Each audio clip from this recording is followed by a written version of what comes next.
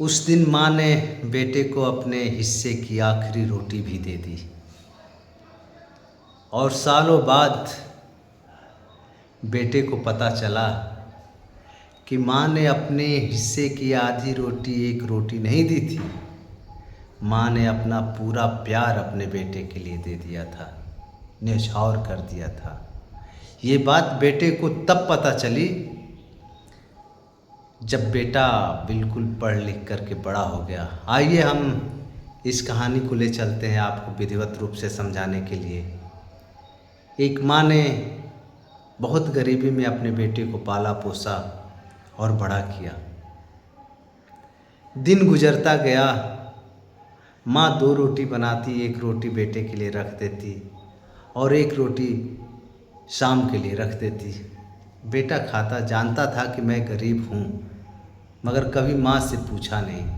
एक दिन माँ के पास आटे नहीं थे। माँ ने सिर्फ 1 ही रोटी बनाई। बेटा आया, माँ ने 1 रोटी दे दिया। बेटा खाया, माँ से पूछा, माँ आपने खा लिया? माँ मुस्कुराई, बोली, हाँ बेटा मैं तो खा ली हूँ, मेरा पेट भर गया है। बेटा फिर उसके बाद कुछ पूछा नहीं। माँ ने पानी पी करके अपना पेट का भूख मिटा लिया। कुछ दिन हुआ, बड़ा हुआ बेटा, बड़ा होकर के बड़ा आदमी बना। बड़ा आदमी बनने के बाद उसे पता चला कि माँ की तबीयत खराब है। वहाँ से दौड़ते भागते आया। जब आया वापस तो बोला, माँ मुझे अभी पता चला कि आपकी तबीयत खराब है, मैं भागे भागे आया। माँ मुस्कुराई, उसका हाथ अपने हाथों में लिया और लेकर के बोली, बेटा तू भागे भागे आया, तेरे कदमों के साथ साथ मेरी एक एक सांस चल रही थी, सिर्फ तेरे इंतजार में।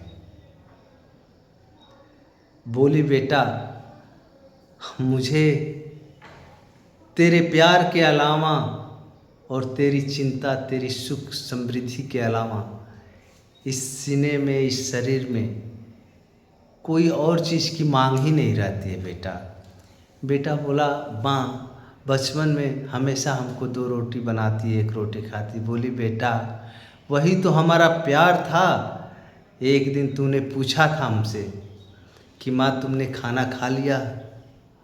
बेटा मैंने उस दिन सिर्फ 1 ही रोटी बनाया था, मगर जब तुझे मैंने अपने हाथों से वो रोटी खिलाया, 1 रोटी, उस दिन मेरा आत्मा तृप्त हो गया।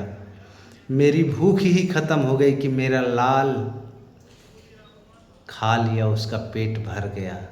बेटा एक माँ को उसके बेटे के सुख के अलावा कुछ नहीं चाहिए बेटा।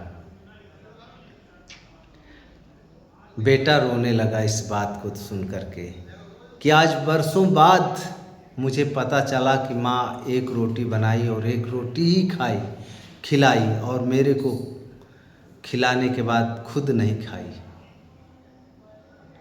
तो माँ की ममता का मोल कोई नहीं कर सकता दोस्तों। माँ की ममता, माँ का प्यार